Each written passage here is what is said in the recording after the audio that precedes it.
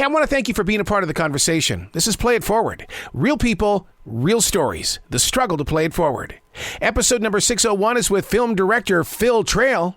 The movie, Good Burger 2. Hello, it's Phil. How are you doing today, Phil? I'm good. How are you? Oh, I'm ready to talk about this because this is going to be water cooler conversation. This is a fun movie in a time where we need to have some time to let go of the real world and just play. Yeah, I agree with that. That's why I wanted to do it in the first place. Man, for the writing and then the directing, and I mean, I can't imagine what goes through your imagination when you take a thought and you turn it into something that physically makes other people just really laugh out loud. Well, the writers of the original movie came and wrote this one too. So they understood the tone of Good Burger better than anyone on the planet. They wrote the very first sketches. So right from that, it felt like I was in good hands. And then obviously Kenan and Kel, they know the tone really well too. So, I mean, my job was so easy. I just was like sitting back and said action and then sat back and just giggled and then eventually had to say cut, I guess. I would love to see the research on people who would openly admit that their favorite job on the planet was always working at a restaurant, because I worked at Pork Chop John's in Billings, Montana, and that's still one of my favorite places on the planet. Okay, we'll go and film Good Burger 3 there then, maybe. You deal with a subject inside Good Burgers 2 in the way that this really could be a shot of the future, and people are going to go, wow, but employees replaced by robots. Come on, AI technology is growing. Yeah, the main thing I was excited about is, good, Kel gets to play Ed and a robot version of Ed. So Ed playing a robot is is just great. I mean, Kel's one of the best physical comedians I've ever worked with, and so him acting a robot was just so special to watch. When you have a movie with so much craziness in it like this, how do you keep it so simple and so inviting for fun? Yeah, I mean, you just you squirt a lot of ketchup, you squirt a lot of mustard, and you try not to take it all too seriously. But it's pretty crazy. Like, there's a lot of, I mean, if you look at the credits at the end, you look at the number of stunt performers, and you're like, crikey, there's a lot of people doing these stunts. And so there was a lot of, underneath it all, it's all so silly, but there's quite a lot of planning that goes into all of it. And I did really like that. I like working really hard to make something look really simple. Well, I love the way that you let this car become a personality all its own, because I could totally see this car now at a Comic-Con somewhere. Oh yeah, it was at Comic-Con. It was at Comic-Con New York. It's going to be in the Macy's Day Parade and Thanksgiving, driving through the streets of New York, Kenan and Kel. And then I think it's driving across America to come and spend the rest of its days in LA. Wow. I'm angling to be the guy that drives it across America. I think that'd be fun. How did you put that car together? I mean, I would love to have been a part of that creative team to say, okay, this is the way it's got to look. Now let's make it happen and give it that personality.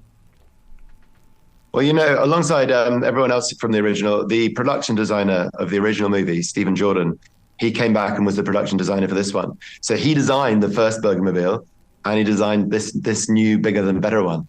So all of it, all the pickles on the wind, everything. I mean, there's every little bit of the car that you look at has got some sort of fast food stuck to it somehow. And they had a lot of fun doing that. What's really interesting about this is the fact that, even though that the original one came out in the 90s and it's such a classic, I would love to see how many people are going to go back and watch the original one and then come see this. Because, I mean, this is, it's one of those movies you can't shake it off too easily. Yeah, it'd be interesting. I mean, you don't need to have seen the first one to watch this one. Like, it's crazy and fun, and it's a sort of standalone movie. But if you have seen the first one, then you understand their friendship and you understand the tone of the comedy. So it's like, and I guess there's lots of Easter eggs in this new one, which you would only understand their Easter eggs if you've seen the first one, but you don't need to have seen the first one. So yeah, it'd be an interesting mix. Hopefully, I'm sure there'd be some parents who know the original showing their kids this one for the first time, and everyone should be able to watch it together, just giggling away. Oh my God, you talk about those Easter eggs, man, the cameo appearances, because that's going to create conversation right there, because they're going to go, I didn't see that, and you're going to go back and watch it again, and you're going to see other things. I love it when you guys do that, when you plant things, and were we paying attention? Yeah, there's a lot of that, from like one-liners just one words. There's a lot of buried in there to the more obvious things. Like one of my favorite scenes in the original was this rooftop scene when they sit and they sort of have a nice bonding friendship moment on a roof. And so we rebuilt that roof and have a rooftop scene. Wow. There's lots of sort of bigger things like that. And then just tiny little throwaways like the yo-yo and things like that huge fans will remember. Was it a real fast food restaurant at one time and you guys went in there and just kind of redesigned it? Where we shot this time, it was a real fast food restaurant, and then we good burgered it up. I'll tell you, the feeling I got is like, I just want to go get a part-time job at a burger joint now, just so I can have that kind of fun and be cut loose and just, and have that relationship, because people that work in a fast food restaurant, they speak their own language and lifestyle. Well, they're like a family, right? So that's the sort of sense that we wanted to give, like this sort of, a family of friends, family of employees.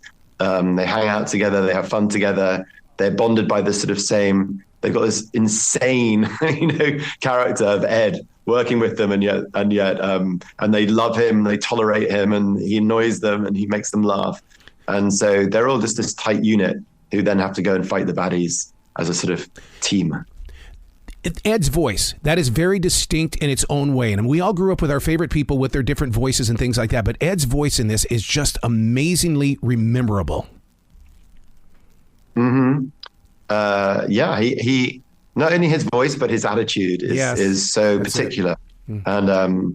And in it, Ed has a son in this called Ed 2, who looks and speaks and sounds exactly like Ed. Yep. And so it was fascinating watching this brilliant young actor, Alex Hibbert, play Ed 2. But it was also fascinating watching Kel give Alex advice of how to play Ed. And it showed me that how much thought and care and consideration that Kel's put into building that character. I know it's a really silly character and it's just played completely for laughs, but he's really put a lot of time into thinking who this guy is and how he acts. I mean, it seems so silly on the surface, but there's so much sort of craft that's put into it, which I find just dazzling. Wow. Well, I can't thank you enough for bringing that team back together again and for you to put this up on Nickelodeon and being a part of Paramoun. Congratulations on this. Thanks so much, and thanks for having us. Hope everyone enjoys it. Well, you be brilliant today, okay? And you.